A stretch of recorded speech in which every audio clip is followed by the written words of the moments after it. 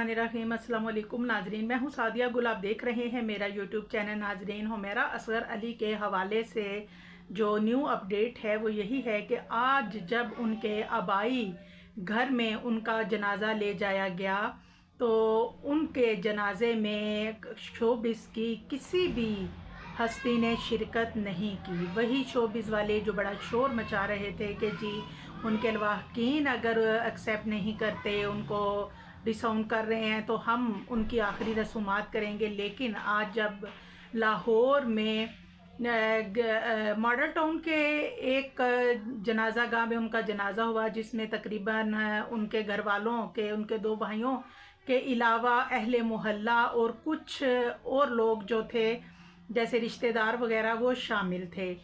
अब नाजरीन, लेकिन शोबिस की कोई हस्ती वहाँ पे मौजूद नहीं थी। तो ये वही शोबिस है जिसके लिए हुमैरा ने अपना घर बार सब छोड़ा और अपने वालिद और अपने वालिदैन और बहन भाइयों की नाराज़गी मोल लेकर वो इस फील्ड में आई।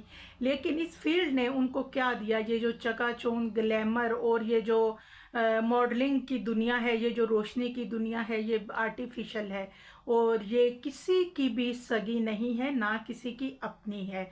हुमैरा का जो वाक़या है ये सबके लिए खुली निशानी है। मैं ये अभी आपने आयशा खान को देखा और बिल्कुल इसी से मिलता जुलता वाक़या जो है वो हुमैरा असगर का भी था।